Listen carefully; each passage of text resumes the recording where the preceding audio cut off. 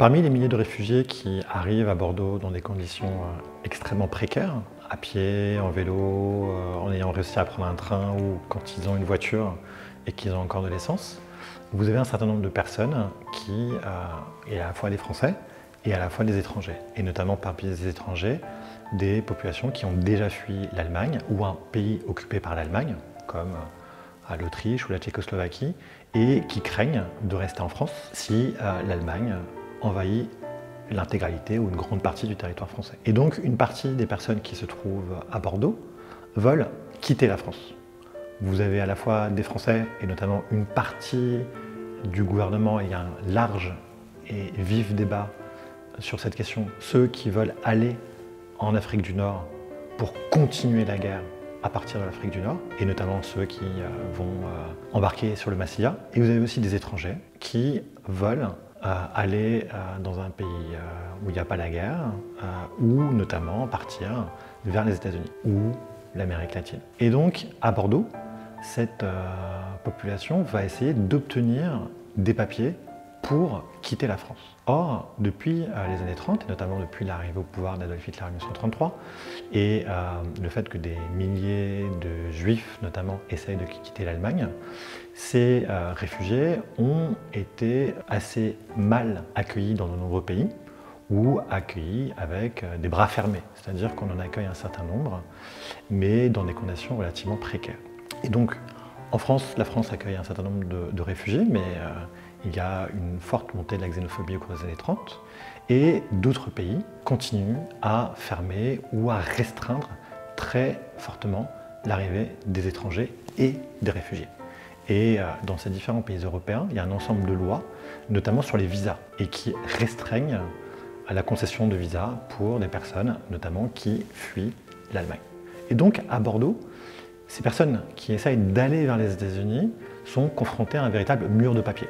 Et un mur de papier dont on n'a pas toujours conscience de la difficulté et de ce que ça implique en perte de temps, en difficulté à obtenir ces signatures précieuses de différentes autorités. D'une part, chose qu'on a souvent tendance à oublier, il faut avoir une autorisation de sortie du territoire français. En 1937 a été mise en place une nouvelle réglementation, la réglementation sur la circulation en temps de guerre, avec toujours la crainte qui est qu'en temps de guerre, il peut y avoir d'éventuels espions qui vont se déplacer pour obtenir des informations et pour la donner à l'ennemi. Et donc, on avait prévu, en cas de guerre, que désormais la circulation entre différentes zones du territoire était rendue plus difficile et qu'il fallait avoir des documents, et notamment une carte d'identité. Et pour ceux qui doivent quitter le pays, il faut avoir un passeport et il faut avoir une autorisation de sortie. Donc, pour quitter le pays, il faut une autorisation de sortie. Et là, notamment, on a mis un exemple de personnes qui demandent, donc d'une demande de passeport et d'une autorisation de sortie pour quitter la France le 18 juin 1940. Ça, c'est valable tant pour les Français que pour les étrangers. Donc, obtenir une autorisation de sortie délivrée par les services préfectoraux et signée également par l'autorité militaire. Prenons par exemple le cas d'une famille allemande, juive, qui craint l'arrivée des nazis. Il faut d'une part avoir cette autorisation de sortie des autorités françaises. Il faut avoir un visa d'entrée dans un pays. Prenons les États-Unis. Et ces visas sont relativement difficiles à obtenir parce qu'il y a toujours un système de quotas aux États-Unis. Mais pour aller aux États-Unis, on peut difficilement à cette période aller directement de Bordeaux vers les États-Unis. Et donc un certain nombre de personnes espèrent rentrer en Espagne et au Portugal pour ensuite prendre un bateau pour aller aux États-Unis. Mais pour aller en Espagne ou au Portugal, il faut, non pas pour s'y installer, mais pour y prendre un bateau, il faut avoir un visa de transit. Un visa de transit espagnol et un visa de transit portugais. Donc vous voyez, vous avez à Bordeaux, dans ces quelques journées de juin 1940, des dizaines de milliers de personnes qui sont confrontées à ce mur de papier et qui évidemment voient l'armée allemande descendre vers le sud et qui ont entendu le maréchal Pétain demander un cessez-le-feu et qui savent qu'un armistice a été négocié et que l'armistice va rentrer en vigueur à partir du 25 juin. Et donc pour beaucoup de réfugiés, c'est un véritable contre-la-montre qui commence dans ces journées de juin 1940.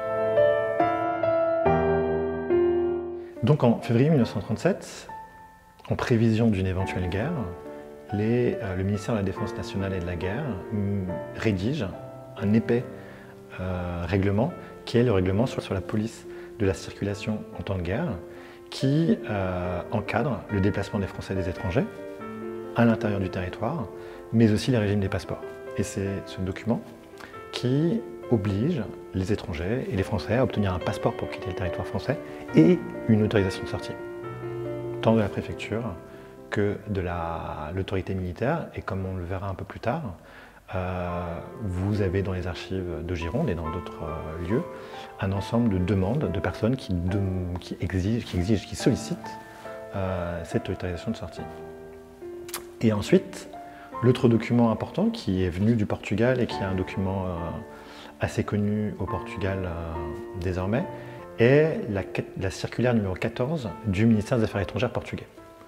Cette circulaire numéro 14, elle est diffusée le 11 novembre 1939, donc la Seconde Guerre mondiale a déjà commencé, et en fait, elle tente de restreindre encore plus l'arrivée de réfugiés, et donc elle exige que les consuls portugais à l'étranger ne puissent pas concéder de visa à des étrangers qui sont dans certaines catégories. Donc ils ne peuvent pas les donner directement. S'ils veulent les donner, il faut qu'ils demandent à Lisbonne l'autorisation. Et donc demander une autorisation à Lisbonne prend du temps. Et parfois, les personnes dans la panique ne l'obtiennent pas ou n'ont pas le temps d'attendre. Parmi les populations visées par cette circulaire, donc les gens à qui il faut demander obligatoirement l'autorisation de Lisbonne pour concéder un passeport, un visa, pardon. Vous avez les gens qui sont réfugiés avec le statut d'Hansen, donc souvent des Russes qui ont fui la guerre civile russe, mais aussi tous ceux qui, sur leur passeport, ont un J de juif mis par les autorités nazies. Donc tous ceux qui ont fui l'Allemagne avec un passeport où on a mis un J pour juif doivent obtenir une autorisation de Lisbonne pour obtenir ce visa. Et évidemment, c'est une perte de temps et c'est un moyen de dissuader les personnes de le demander et de l'obtenir.